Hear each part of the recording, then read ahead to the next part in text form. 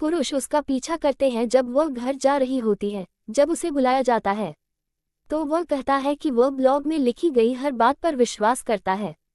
अलौकिक प्रक्रियाओं में उनकी साझा रुचि के कारण दोस्त बनने के लिए सीरियाई ने गुप्त रूप से सुंगमिन के साथ संवाद करने के लिए अपनी खुद की वर्णमाला विकसित की है। वे एक दूसरे को नोट छोड़ने के लिए प्रतिदिन इसका उपयोग करना शुरू करते हैं। इसलिए ईरान की डायरी हर दिन स्कूल के बाद वे भूतों की तलाश में शहर के चारों ओर घूमते हैं। ऐसे ही एक अभियान में सुंगमिन जंगल में एक परित्यक्त लकड़ी के घर में सू रीड को लाता है। वे घर का पता लगाते हैं और मोम के ब्लॉक पर नक्काशी करते हुए लंबे समय तक बात करते हैं। देखे कि रान को अपने बेटे से प्यार हो गया है। पुरुष वह उसे अचानक चूम लेती है जिससे वह घबरा जाता है। एक दिन सीरियाई सुंगमिन और उसके 3 दोस्तों को विस्फोट देखने के लिए निर्माण स्थल पर जाने की योजना बनाते हुए पाता है।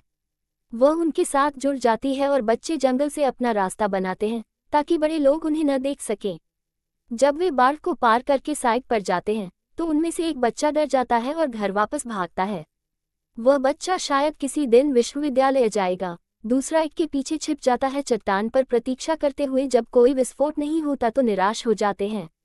जंगल में चलते समय उन्हें एक छोटी सी गुफा मिलती है। वे इसे तलाशने का फैसला करते हैं और एक के बाद एक अंदर जाते हैं। आखिरकार उन्हें गुफा के अंत में पानी में डूबा हुआ एक चमकीला चमकता हुआ पदार्थ मिलता है।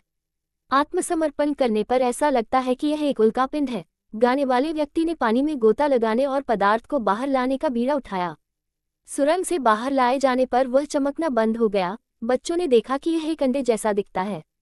ताएशिक नाम के एक लड़के ने उसका दावा है कि अंडा किसी टाइम गॉब्लिन का हो सकता है। ताएशिक जो भी हो, मुझे कुछ चाहिए। उसके दादा ने एक बार उससे कहा था कि पूर्णिमा के दिन पहाड़ों में एक गुफा दिखाई देती है जहां टाइम गॉब्लिन रहता है। जो कोई भी गुफा में जाता है वह एक वृद्ध व्यक्ति के रूप में बाहर आता है। अन्य बच्चे उस पर विश्वास नहीं करते हैं क्योंकि उन्होंने ऐसा नहीं किया। डीएचसीव और पाता है कि उसकी हेयरपिन जो उसकी मां से एक उपहार थी गायब है। वह इसे खोजने के लिए गुफा में वापस जाती है क्योंकि लड़के अंडे की रखवाली करते हैं। वह अपनी कलम ढूंढती है लेकिन ये भी देखती है कि चमकता हुआ अंडा पानी में वापस आ गया है। वह भ्रमित हो जाती है। बाहर आकर देखती है कि आग टूट गई है और उसके सभी दोस्त गायब हैं। वह जंगल में चारों ओर उन्हें खोजती है जब तक कि अंधेरा नहीं हो जाता। वह अंततः जंगल में खो जाती है और उसे रात वहीं रुकना पड़ता है। अगले दिन पुलिस बल जंगल में बच्चों की तलाश करता है। जासूस को जल्द ही जांच का प्रमुख बना दिया जाता है। पुलिस जंगल में सीवर और बेहोशी में एक व्यक्ति को ढूंढती है। सौभाग्य से वह अस्पताल में जीवित और स्वस्थ है। जासूस उससे पूछता है कि अन्य लोगों के साथ क्या हुआ और वह उसे गुफा और अंडे के बारे में सब कुछ बताती है।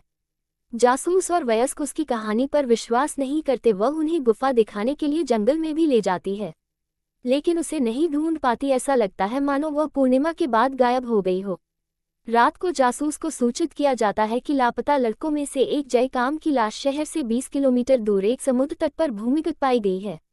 ये पता चला है कि उसकी मौत का कारण समय भूत था। मेरा मतलब है अस्थमा का दौरा, क्योंकि किसी को उसे भूमिगत दफनाना था। मामला गुमशुदा व्यक्ति से बदल जाता है। अपहरण की घटना के बाद कई सप्ताह बीत जाते हैं लेकिन अन्य 2 लड़के बिना सुंगमिन के नहीं मिलते हैं। सू रान अपने पुराने अंतर्मुखी स्वभाव में लौट आती है।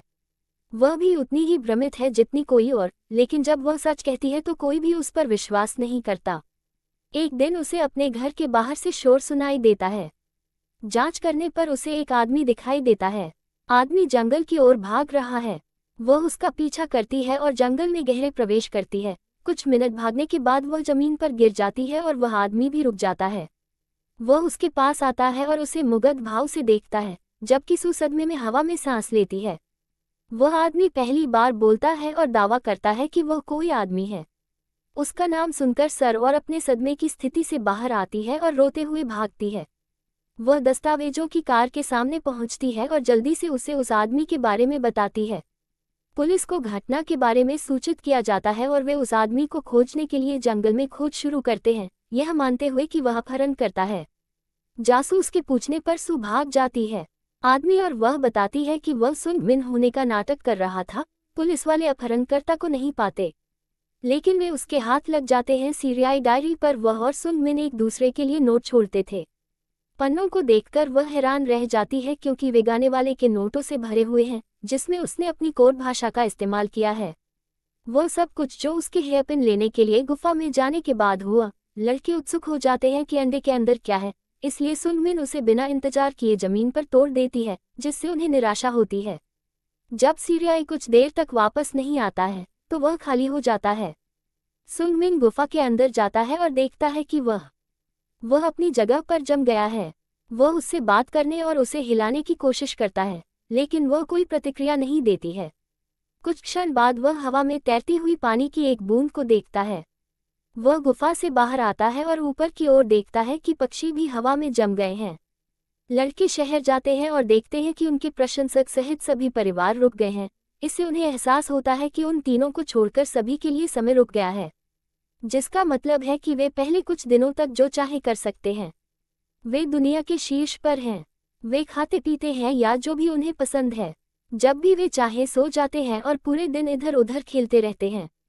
लगभग 1 महीने बाद वे ऊब जाते हैं, इसलिए वे द्वीप छोड़ने और दूसरे शहर में जाने का फैसला करते हैं, ये देखने के लिए कि क्या वे वास्तव में पृथ्वी पर एकमात्र लोग हैं जो चल सकते हैं।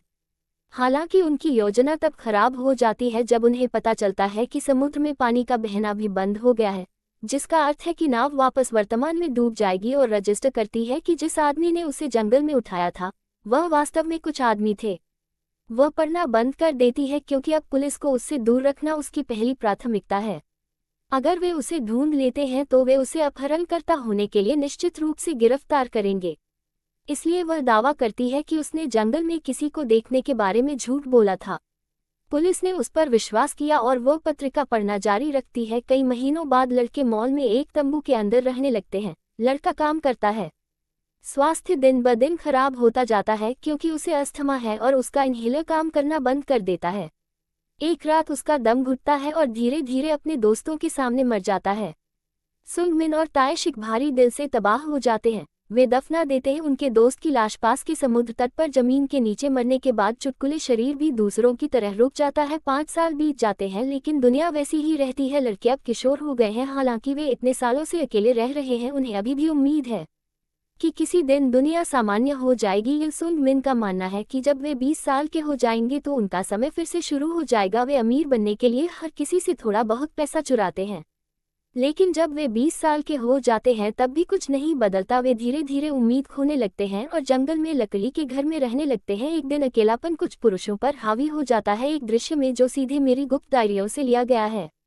वह चिल्लाता है और चिल्लाता है कि यह सब बंद हो जाए। ताएशिक दूर से मौतों को देखता है और सारी उम्मीद खो देता है। कुछ दिनों बाद सुंगमिन नोटिस करता है कि चंद्रमा का आकार बदल रहा है, जिसका मतलब है कि दुनिया फिर से शुरू होने वाली है। वह ताएशिक की तलाश में जाता है लेकिन उसे कहीं नहीं पाता है। वह पूरे द्वीप में उसकी तलाश करता है और आखिरकार वहां आखिरी चट्टान पर पहुंचता है। उसे समय का पता चलता है। वह जमीन पर पड़े कपड़ों की जांच करता है और पाता है कि उसका दोस्त पानी में कूद गया है।